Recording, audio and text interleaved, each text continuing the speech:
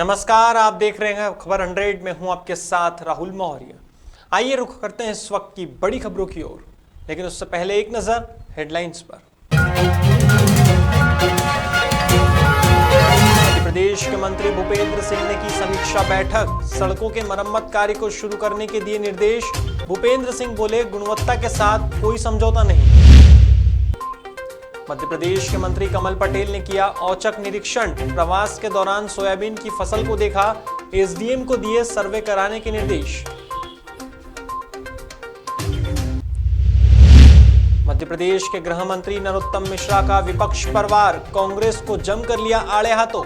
गृह मंत्री मिश्रा बोले, कांग्रेस में हमेशा रहेगी गुटबाजी।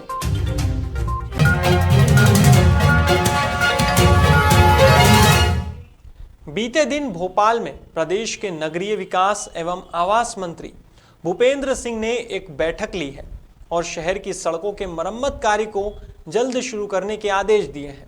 बताया जा रहा है कि सड़कों के मरम्मत का कार्य आगामी 1 अक्टूबर से शुरू होगा।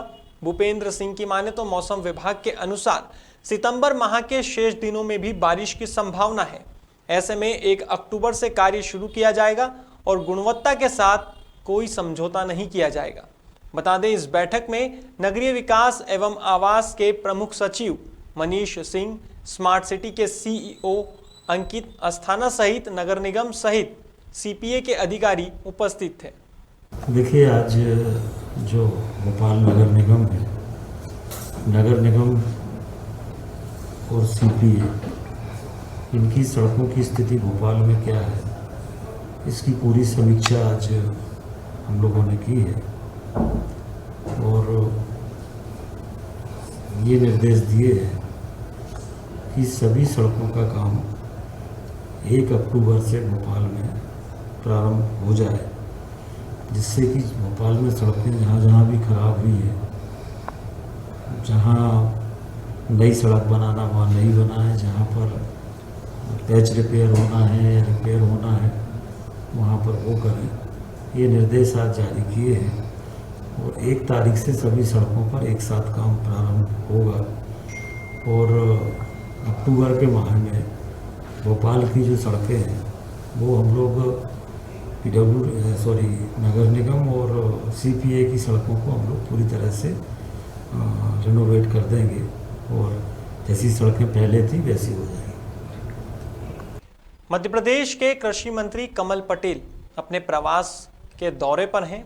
अपने प्रवास के दौरान खाचरोद गांव में कुस्मानिया घाट के पास एक ढाबे पर वे चाय पीने रुके और पास के ही खेत में लगी सोयाबीन की फसल का औचक निरीक्षण करने खेत में उतर गए। इस दौरान उन्होंने फसल की हालत देख तुरंत ही एसडीएम मंडलोई को सोयाबीन की फसल के नुकसान का सर्वे करने हेतु निर्देशित किया। कृषि मंत्री कमल पटेल की माने तो फसल की सर्वे रिपोर्ट के बाद बीमा और क्षतिपूर्ति के लिए आवश्यक कार्यवाही की जाएगी।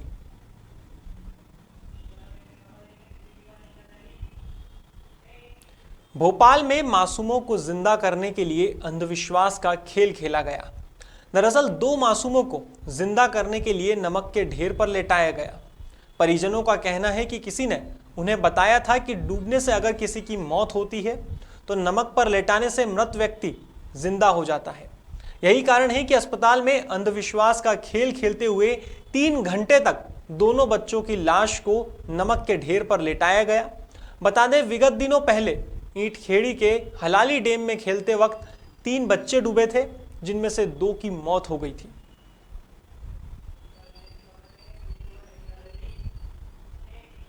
इंदौर में जनसुनवाई शुरू होते ही सूदखोरों से पीड़ित लोग भी डीआईजी कार्यालय पहुंचने लगे हैं। मंगलवार को सबसे पहले एक युवक जनसुनवाई में पहुंचा और पुलिसकर्मी के पुत्र पर प्रताड़ित करने का आरोप लगाया। आवेदक सुमित सेन ने बताया कि उसने पुलिसकर्मी के बेटे अमर द्विवेदी से 1.5 लाख रुपए ब्याज पर लिए थे, लेकिन अब कर्जा चुकाने के बाद भी उससे रुपयों की मांग की जा रही है।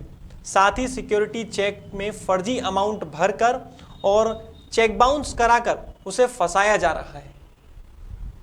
हमने 2 साल पहले ब्याज से पैसे उन्होंने हमको पहले दोस्ती यारी में दिए थे कि आप थोड़े थोड़े करके दे देना। जब उनको पूरा पेमेंट चला गया तो वो बोलते हैं कि ये तो ब्याज में चलेगा, अभी मूल बाकी है। सर 10% का ब्याज और उसके बाद हमारे जो सिक्योरिटी चेक थे उसमें उन्होंने फर्जी अमाउंट भर के, हमने साइन करके दिए थे, उनने फर्जी अमाउंट भर के बाउंस करा दिए और हमको फंसाने चाह रहे हैं। इसने 4500 रुपये इसको गूगल पे करे थे, ये 8000 रुपये दे चुका है, उसके बाद पेनल्टी अलग दे चुका है।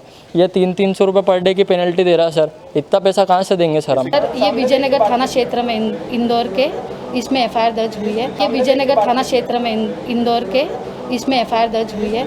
मेरे पति एनआरआई है, उनके ऊपर ये झूठे एलिगेशंस लगा के उन्होंने झूठी एफआईआर दर्ज करवाई है।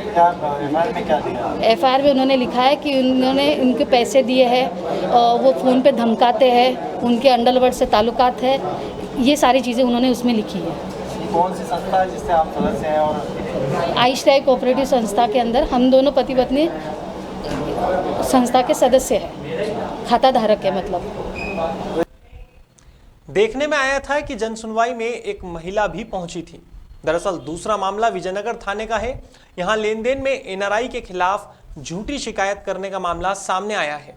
ऐसे में एक आवेदन लेकर एनआरआई की पत्नी जन सुनवाई में मदद की गुहार लगाती हुई नजर आई।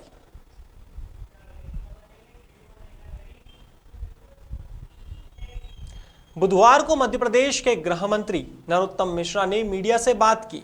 इस दौरान उन्होंने कांग्रेस को जमकर आड़े हाथों लिया। गृह मंत्री ने अपने बयान में कहा कि सांसद ज्योतिरादित्य सिंधिया ने केंद्रीय मंत्री बनने के बाद जिस तरह से प्रदेश में कई सौगातों की झड़ी लगाई है, ऐसे में उनका स्वागत तो बनता है और सिंधिया का स्वागत बीजेपी कर रही है, उसमें कांग्रेस को क्या दिक्कत है? गृह मंत्री की माने तो यह गुटबाजी की निशानी है। इसके बाद मंत्री मिश्रा ने पूर्व सीएम कमलनाथ पर भी तंज कसा। मिश्रा ने रामायण की चौपाई सुनाकर कमलनाथ पर तंज कसा है। वे बोले कि कमलनाथ ने अपने वचन पत्र में 265 घोषणा की थी, जिनमें से एक को भी पूरा नहीं किया, लेकिन सीएम शिवराज घोषणा करते हैं तो उसे अमल भी लाते हैं। सुनिए गृह मंत्री नरोत्तम मिश्रा का ये बयान। कांग्रेस का कटाक्ष तो वैसे ही है जैसे जल के बोले अफीम जी।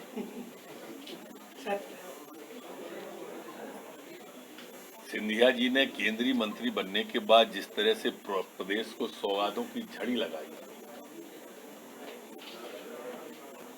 उनका स्वागत तो बनता ही है। वो ग्वालियर के हैं, ग्वालियर आ रहे हैं, वो अपने घर में आ रहे हैं, उसका अभिनंदन भारतीय जनता पार्टी कर रही है। इसमें कांग्रेस को दिक्कत क्या है? वो तो कर नहीं सकते किसी का, वहां तो गुटबाजी ही रहना है। सर कमलनाथ जी ऐसे ही है जैसे उनने 947 घोषणाएं कर दी थी अपने पूरे घोषणा पत्र में और एक को भी पूरा नहीं किया। हमारे यहाँ रामायण में एक चौपाई है, साधु चोर लंपट और ज्ञानी अपनी सीगत सबकी जानी। शिवराज सिंह जी घोषणाएं करते हैं तो उन्हें अमल में भी लाते हैं। यही कारण है कि लगातार मुख्यमंत्री बन रहे हैं। बीच में थोड़े से कालखंड में ये आए थे, उसमें भी वोट भारतीय जनता पार्टी को ही ज्यादा आए थे, इनको नहीं आए थे। सीट ज्यादा आ गई थी पर बहुमत इन्हें तब भी नहीं मिला था हमारी 15 साल की सरकार के बाद। फिलहाल खबरों में बस इतना ही। देश और दुनिया की तमाम खबरों के लिए देखते रहिए खबर 100, जनता की बुलंद आवाज।